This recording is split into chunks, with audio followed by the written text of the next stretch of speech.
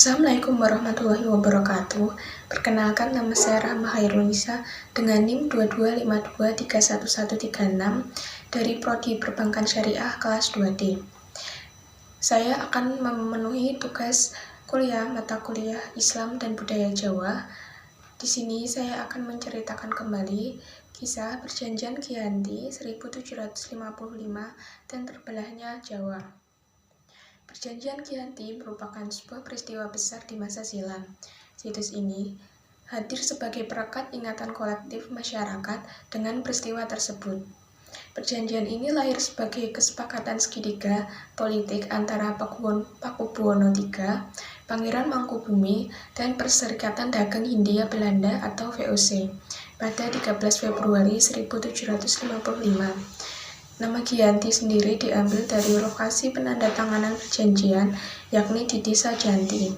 Dalam pelafalan Belanda, ia tersebut sebagai Ianti, dan secara tertulis ia terbaca sebagai Giyanti. Tempat tersebut sekarang dikenal sebagai Dukuh Kerteng, Janti Harjo, Karanganyar, Jawa Tengah.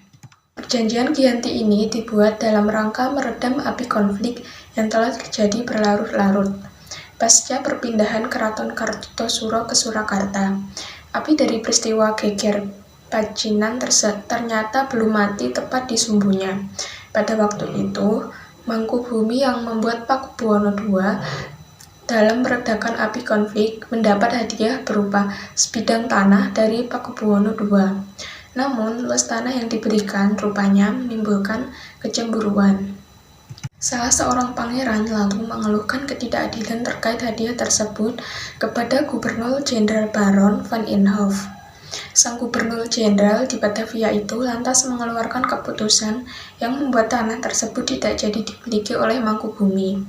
Akhirnya ia mendapat izin kepada kakaknya, Pakubuwono II, daripada lungguh atau tahta saya dikurangi, lebih baik buanglah saya sampai saya tidak bisa kembali lagi ke Jawa, ujar Pangeran Mangkubumi.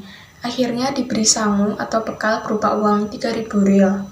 Ini jatah untuk makan anak buahmu, silakan pergi, jawab Pakubuwono II. Kemudian malamnya ia pergi. Sejak saat itulah perang Mangkubwono pecah. Puluhan ribu prajurit Belanda dari prajurit Jawa tewas. Perlawanan ini mendorong gubernur dari VOC untuk Jawa Utara, Nicholas Hartig, mengambil sikap untuk menyelamatkan daerah operasionalnya. Secara tertutup, Harting melakukan perundingan dengan Pangeran Mangkubumi. Harting bersepakat dengan keinginan Pangeran Mangkubumi yang juga hendak menjadi penguasa di tanah Jawa. Pada 23 September 1754, nota kesepahaman antara VOC dan Mangkubumi terlaksana, dan nota tersebut disampaikan kepada Pakubuwono III, sang pengganti Pakubuwono II.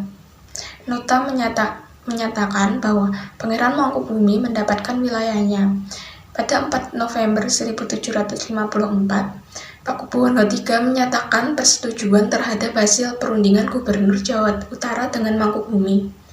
Surat pernyataan itu disampaikan oleh Pakubuwono III kepada Gubernur Jenderal VOC Jacob Mosel. Kesepakatan itu mendorong terjadinya sebuah perjanjian besar yang ditandatangani di Desa Giyanti, beberapa kilometer di sebelah timur Surakarta. Penandatanganan perjanjian Giyanti ini menjadi pangkal dari terbelahnya tanah Jawa menjadi dua bagian, atau yang dikenal dengan istilah Palihan Nagari. Hal ini menjadi awal mula naiknya tahta Mangkubumi di Yogyakarta sebagai Sri Sultan Hamengkubuwono I dengan gelar Senopati Ingalogo Saidin Panatogomo Khalifatullah. Sejak ditandatangani perjanjian tersebut pada 13 Februari 1755, lalu 2 hari kemudian, tepatnya pada 15 Februari 1755, ada pertemuan untuk meneruskan bagian aspek atribut-atribut keraton, antara lain keris yang menjadi pusaka raja itu diserahkan kepada Sultan Hamengkubuwono I. Yang kedua adalah bahasa Jogja, meneruskan dialek yang disebut bahasa Bangongan. Bahasanya, antara Surakarta dan Yogyakarta juga punya identitas. Kalau yang satu ada inggih atau iya untuk Surakarta, yang satu ada injih atau iya untuk Yogyakarta. Kemudian tari. Bila Surakarta untuk gerakan gagahan hingga ke atas membuka ketiak, Yogyakarta cukup sampai dada, hingga sampai menggunakan penutup kepala yang disebut belangkon.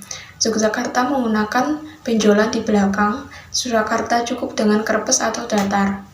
Masyarakatnya itu lalu pilih atau terpecah dalam hal penampilan atau gaya dan klaim antara wong Solo atau Surakarta dan wong Jogja atau Yogyakarta. Sementara itu, pasca perjanjian Giyanti, Raden Mas Said atau Pangeran Sambernyawa yang dahulu membantu Pangeran Mangkubumi masih terus melakukan pemberontakan. Seperti halnya Mangkubumi, Pangeran Sambernyawa yang juga Trah Pakubuwono turut menuntut hak sebagai penguasa wilayah. Dalam gerakannya pada Oktober 1755, Pangeran Sambernyawa berhasil mengalahkan satu kelompok VOC. Kemudian pada Februari 1756, ia juga hampir membakar keraton yang baru saja didirikan di Yogyakarta. Setelah perang bertahun-tahun, VOC akhirnya menyudahinya dengan penandatanganan Perjanjian Salatiga pada 1757. Perjanjian ini membuat tanah Jawa kembali terbagi. Pada perjanjian ini disepakati bahwa Pangeran Sambernyawa mendapat sebagian dari wilayah Kasunanan Surakarta, dengan wilayah yang kini dikenal sebagai wilayah Kadipaten Mangkunegaran. Pangeran Sambernyawa pun berjatah tahta dengan gelar Kanjeng Gusti Pangeran Adipati Arya Mangkunegara Lelayana Jaya Misesa Senopati ing Alaga Satriya Raja Mataram ing Nagari Surakarta Hadiningrat. Keterbelahan Jawa ini kemudian hari belum berhenti. Pada 1813, masa Gubernur Jenderal Thomas Stamford Raffles dari Kerajaan Inggris, Kesultanan Yogyakarta juga terbelah dengan lahirnya Pakualam. Dengan demikian, tanah Jawa kemudian memiliki 4 wilayah pemerintahan masing-masing, tumbuh dengan perbedaan model dan orientasi politik. Hal ini pun mengantarkan Jawa pada rupa yang beragam.